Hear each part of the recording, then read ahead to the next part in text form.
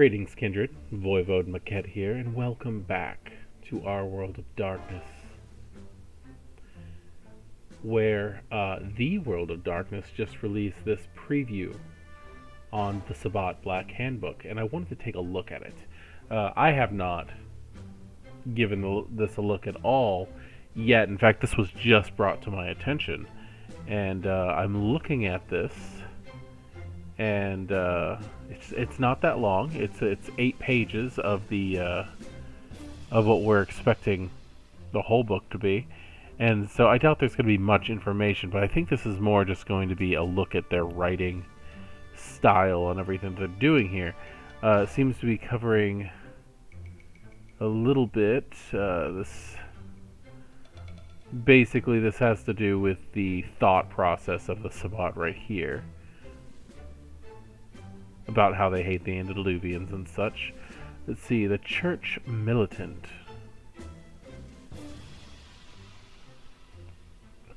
Okay. So this is more along the lines going on about the war front in the Middle East at the moment with the Gehenna war.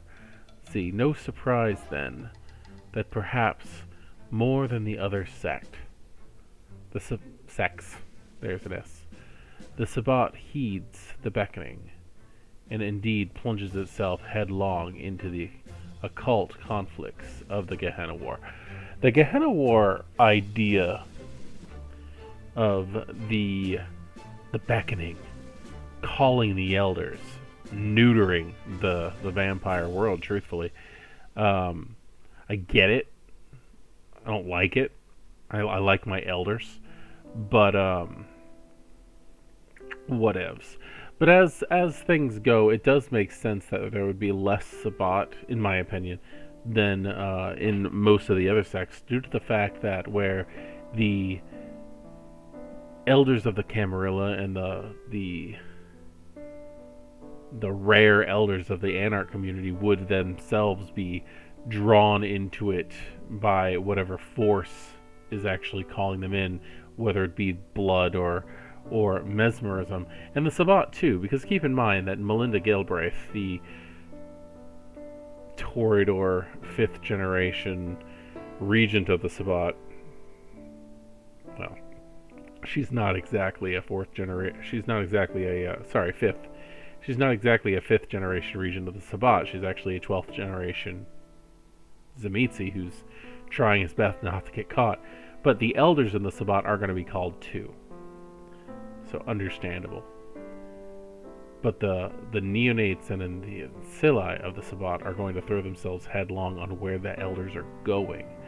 So if anything, they'd be using their elders of the Sabbat as a dowsing rod to get from point A to point B to track down where the elders of the Camarilla and the Anarchs are going. So I get it.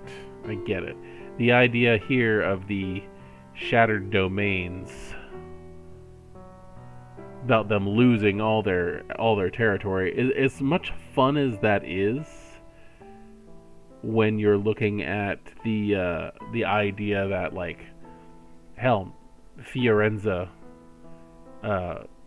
is now Prince of Mexico, and there are no archbishops and bishops in control any longer in those areas. They're going to come back, and when they do, it's going to suck for those Caine. It's going to be a bloodbath. So I get it. I get that. But let's see what we get. Path of Caine was the my most, I guess, the character that I loved the most, the character that I played the longest, was my Tzimisce Marcus, and he was on Path of Caine. So I'm a little interested in this. I stopped myself from listening to Marta's thoughts on this book because I wanted a fresh perspective. But we will see what this is. The Nodist Devourers. I'll admit that I was a serial diabolist, but I always hunted down those that really just found a way to piss me off. Let's see. The premise of the Path of Caine is to cultivate and refine the power inherent in the blood, so that individual vampires can realize their full potential. Agreed thus far, but I'm not exactly liking the wording. In the zealous parlance of the path, anything one can do to bring themselves closer to Caine is diaform, which is a tactic reverence for the act of diablerie. Lowering your generation is definitely a big part of the path of Caine, but there's so much more to it. But I'm just getting started. I just played this path for years, and yeah. Let's see. The blood is all to the noddist, who rarely pass up a chance to partake the puissant vitae, whether it's a profound resonance, potent generation, or some other stranger property. Indeed, followers of the path may become distracted by the opportunity to lower their generation or bring greater potency to their blood. See, I always took it in as if somebody else is of a lower generation than you, and you find that they are wasting their potential, then by all means you should reallocate that potential to yourself and show others what exactly it's used for. But blood is all kind of thing. Knowledge is all. Research is all. A desired emulation of the first vampire is what distinguishes the path from other Sabbat ideology. Agreed. There is more of an insistence to become like the first, which is what bit me in the ass. Let's see. In the parables of Caine, the Dark Father had mastered the beast, not to deny it, but in an understanding that his curse was the eternal conflict between his lower and higher selves. The beast is a servant, not to be feared, but to be respected and even nourished. For as the beast grows in might, so grows the strength of the master required to direct as desired. That is interesting. I can't...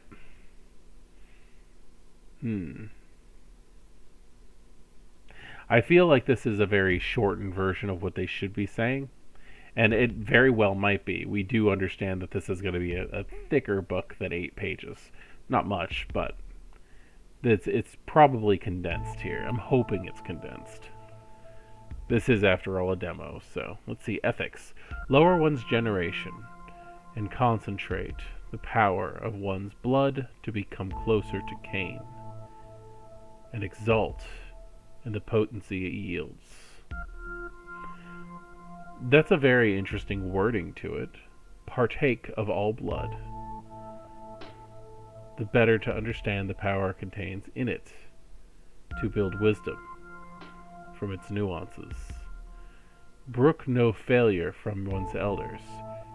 Be prepared to commit diablerie upon them. If their shortcomings hold the pack back. This marks them down straight out as cannibals. It does seem like a darker version of Path of Blood for the Banu Hakim.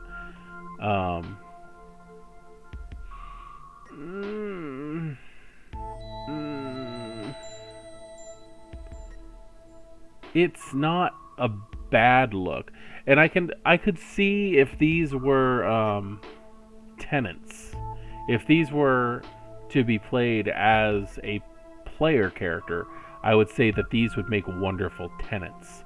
But the way that we did it in my old game, the way that we did it when we first tried Sabbat using V5 was we took the tenants, we took the ethics of the path and we used them as the tenants. So I could see out of the typically 5 or 6 or 10 ethics that you get, picking 3 of those, 1 to 3 of those, and having that be your path tenants makes a lot of sense for this. And these are a great example, but it's definitely not the entire thing. Not sharing, like, not directly giving knowledge to people is a big thing. Collecting as much knowledge as you can, but not directly going, here you go. They have to earn it. Making ethic number 4. Make those who seek knowledge earn that knowledge. Push them through trials and things like that.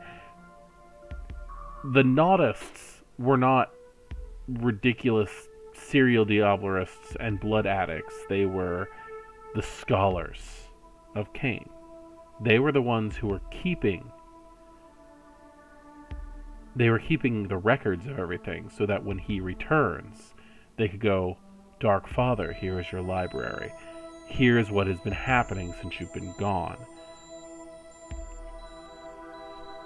Anyway, in the Chronicles, followers of Caine are relentless opponents, pursuing their adversaries to eliminate them, but also to take the power that is inherently theirs. Naudists do not consume the heart's blood of fallen Cainite enemies.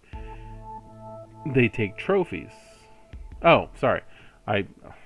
Sorry, it's like 2 a.m.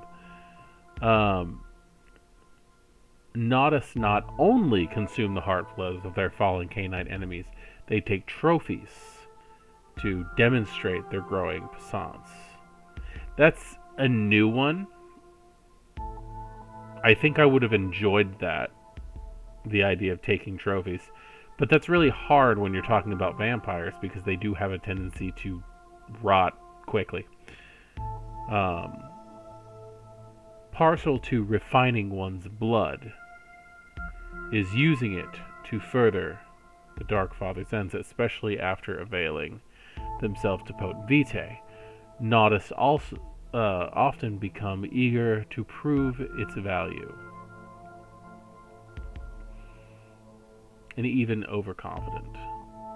I always take overconfident as a flaw if it's available anyway. On the field of battle, or in the sepulture of an elder, followers of this path seek to challenge themselves to prove to others their newfound might. This has absolutely made the difference in conflicts at the forefront of the Gehenna War.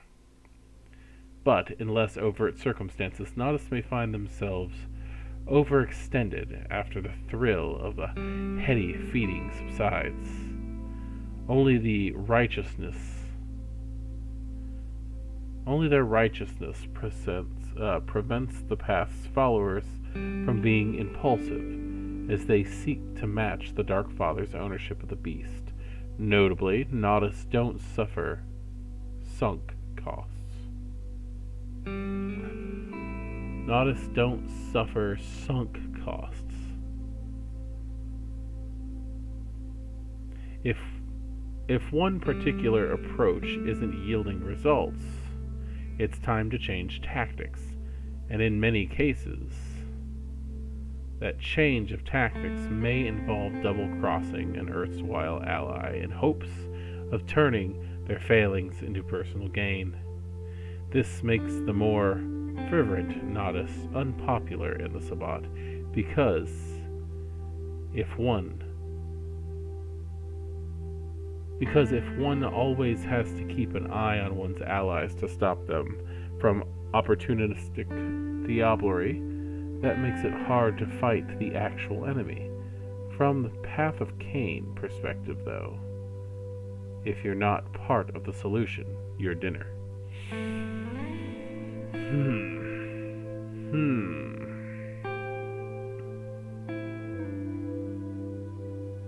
It's not my Path of Caine, but I'm not 100% happy with the way they did Path of Caine. It's not bad, but it's not good. And again, I just feel like it's missing something. I think everything here is acceptable, but it's missing things. That and the whole devour your group mates. Doesn't seem right, especially with the way this system is set up, where like all your pack mates are most likely on the same pack as you, in the same path as you anyway. Anyway, disciplines. Many followers of this path have uncanny mastery of blood sorcery, with a number of powers and rituals virtually unknown outside the Sword of Caine. Animalism, Obfuscate, Potence, and Protean also see frequent use among the Nautis because of their frightening effectiveness when hunting the undead.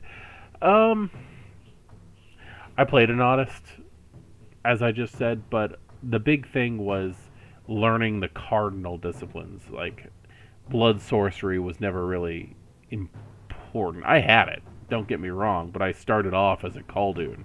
I started off as a Tzimisce who practiced thaumaturgy. But, ooh. My second favorite path is on here, too. Path of Caine is my favorite path. Path of Metamorphosis comes in as probably a tie between the three. Let's see. Path of the Death and the Soul Piper. You added Piper. I like the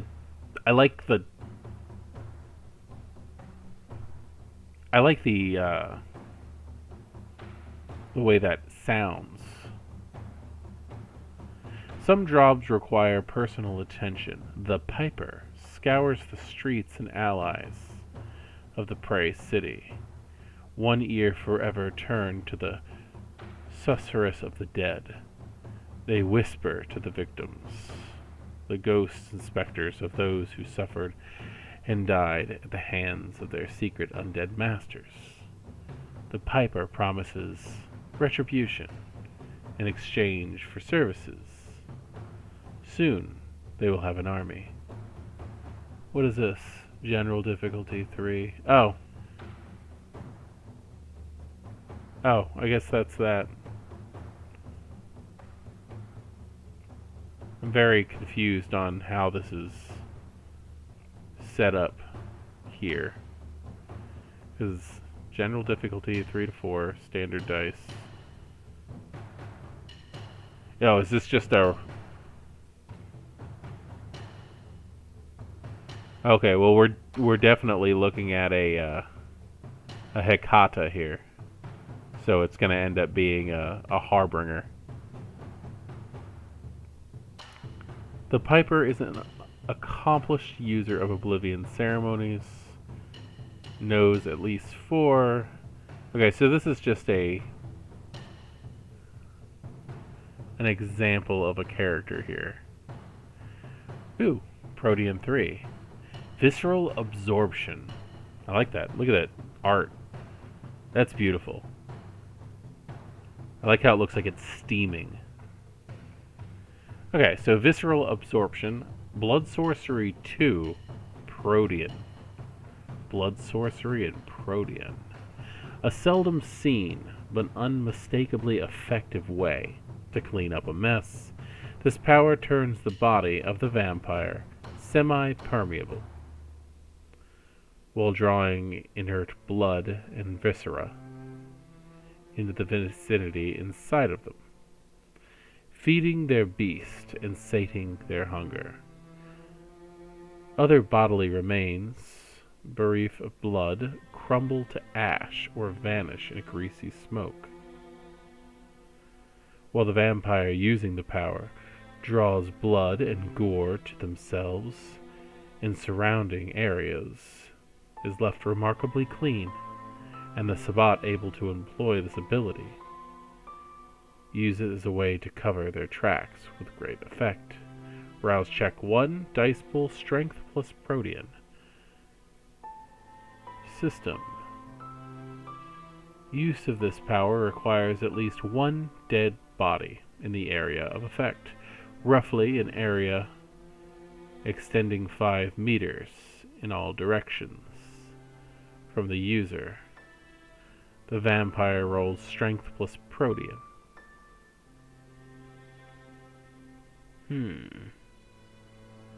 and is able to absorb the blood and eradicate the remains of one body per success rolled. The state of the body, if is of no significance as long as it is fresh, and even somebody whose remains are little more than a red smear will be consumed. The user states one hunger per body affected, but cannot sate more hunger per use than their blood sorcery rating. I like that. Nor can they reduce it below 1 through this power. Of course not, because they actually have to be the killing blow. Using this power takes 1 turn per body absorbed. It should also be noted that while efficient, pardon me, it should also be noted that while efficient in getting rid of evidence, the power is extremely overt while in use, as the user becomes a literal vortex of blood and viscera. Vampires' remains aren't affected by this power. Duration 1 turn per body. That's nasty. I like that. I like that very much. It reminds me very much of the feeding from a distance thing, but it's a little bit more dirty. I like the whole idea of cleaning up like that. This is a power I'll definitely end up using in my games. Aw. That's it. I'm very interested more in the... I'm really interested in this Path of Death and the Soul Piper. I'm wondering, is it just Path of Death and Soul and the Piper is the character? Like, is this whole thing just a character example of somebody who's on it? Either way. I like that Protean. It's so weird to see Protean and Blood Sorcery together, but I can also understand that at the same time. I have an NPC who I'm thinking about is gonna have this added to their sheet just for shits and gigs. But Path of Caine, man. I don't know. This is obviously not ready yet. Or at least they're not showing it yet. And I'm sure they're just waiting for response from us, you know? I still look forward to reading this book. I'm still gonna get it. But I cannot wait to see more. Because I like, again, I think my favorite thing out of these 8 pages, or it's not even really 8 pages, because, I mean, come on. The cover is 1. Then we got a full page thing. Is this like the symbol of the Path of Caine right here? I kind of... What?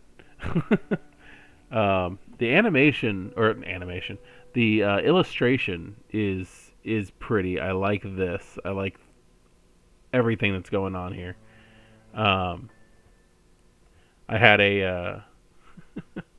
This has been quoted in my house every day for the past week. I had a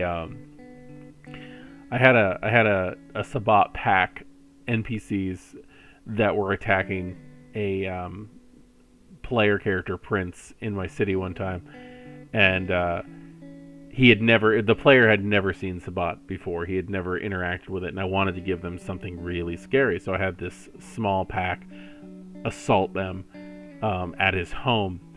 And I had one guy who was just like not handling the embrace well, and he was as a Mitzi. He was newly embraced, and he couldn't grasp what was going on to him, so he was just constantly having panic attacks. And as I was describing him, I was talking about how he was rubbing his hands all over his face, but like his fingers would go inside of his skin and then out the skin, and he'd grab on and just start pulling. And everybody called him Twitch because nobody cared what his name was because he was just newly embraced Shovelhead. And had these other two who were just like loving life and everything attached to it, and making fun of this guy and picking on him constantly. And they're like, hey, Twitch, don't have any bad thoughts. And the other guy would be like, what's a bad thought? And be like, your head's an orange and you want to fucking peel it. And it was just, when I look at this, that's what I think about is Twitch. My newly embraced Zamitzi. But the content here, sorry for bypassing. Again, I'm exhausted. It's like pushing 2:30 in the morning. And I promised myself I wasn't going to do this kind of crap, but here I am. Don't expect any editing on this. I have been talking long enough, though. How long have I been doing this? It's nearly a half an hour.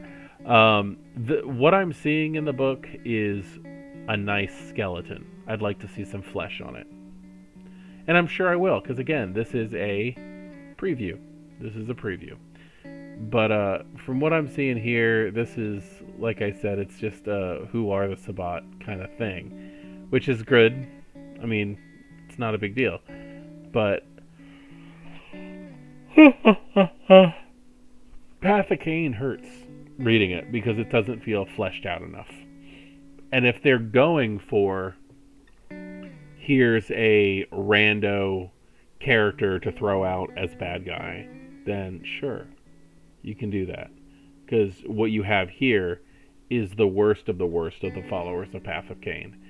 These are going to be I'm going to diablerize for the sake of diablery and stuff like that. I'm going to kill my leader because obviously I'd be better at it. But as a player, if you're going to use this, use it. Use it for the idea. Use it for the fluff. But definitely look at other stuff. Look at the old books when it comes to that. If you really want to flesh it out. And hell, if you're worried about spending money on old books and stuff like that, use the wiki. The wiki is amazing and it has a whole bunch of cool stuff. So anything fandom is awesome. If you type in Sabbat paths of enlightenment, you're going to get a list of everything on there, every single thing that's been out there. And then also you can write your own paths. Writing your own paths is not that hard at all. We did that, I don't know God how many fucking times. We used to tell people that if you were playing a Malkavian, that's something you could do, is write your own path, even if you were in Cam. But what I see here on Path of Caine is good.